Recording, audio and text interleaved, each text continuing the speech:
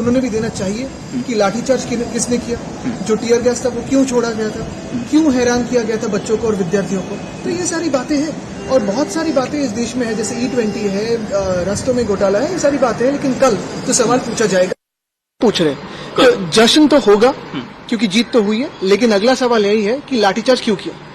Sir, आज CGP की government के साथ ज्वाइंट मीटिंग हुई, उनमें फैसला लिया गया कि अब जितने भी प्रोटेस्ट सभी घर चले जाए, अब प्रोटेस्ट को कंक्लूड करें। मुझे लगता है ये आपने देखा होगा, उद्धव साहब और राज साहब ने कहा है कि आगे का जो एक दिशा लेनी है वो अभिजीत दीपके तय करेंगे, क्योंकि ये उन्होंने लीड किया था आंदोलन।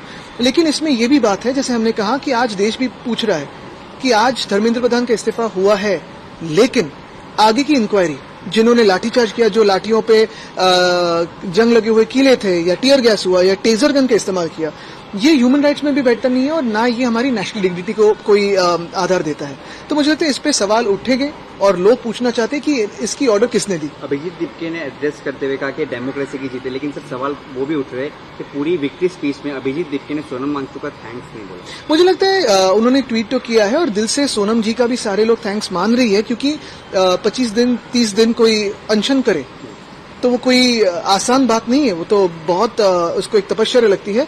तो वो उन्होंने शुरुआत की और आपने देखा होगा कि उसके बाद सारे लोग अभी यही पूछ रहे हैं कि लाठीचार्ज क्यों किया। धर्मेंद्र प्रधान के इस्तीफे के बीच मुख्यमंत्री देवेंद्र फडणवीस अचानक दिल्ली दौरे पे जाते हैं, कुछ सवाल उठे। संजय राउत ने बोला कि कहीं अगले एजुकेशन मिनिस्टर।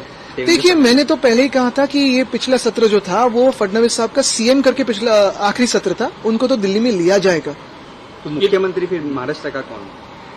अभी युवा तय करेंगे, लेकिन अभी की ये इस समय की बात है कि मुझे लगता है ये सारी बातों में न जाते हुए पहली बात तो यही है कि जो 21 विद्यार्थियों ने सुसाइड किया है उनके फैमिलीज को कंपनसेशन। दूसरी बात, जो लाठीचार्ज हुआ या टियर गैस हुआ या बहुत सारी जगहों पे ऐसी बहुत सारी अन्याय की घटनाएं हुई हैं, उन पे इंक्वायरी लगे और ये ऑर्डर किसने दी, क्योंकि जो कर रहे थे वो तो बेचारे ऑर्डर के पालन कर रहे थे, कर्तव्य पर आए थे, लेकिन जो ऑर्डर दी वो कौन थे? पुलिस कमिश्नर भी बहुत रिसेंटली चेंज हुए दिल्ली के, एक दिन पहले चेंज हुए और फिर प्रोटेस्ट पे आंदोलन हुआ, लेकिन ऑर्डर किसने दी, चेंज किए किसने?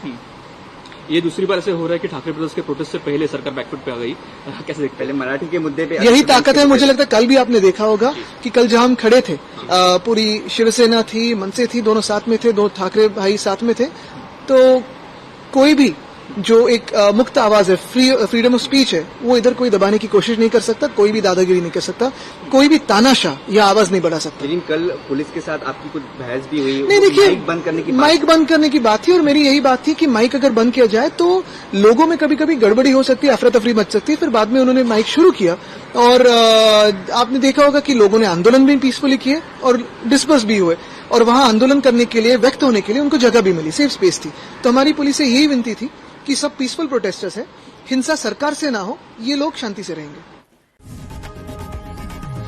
लोकशाही मराठी ऐका, पहा, जागरूक रहा।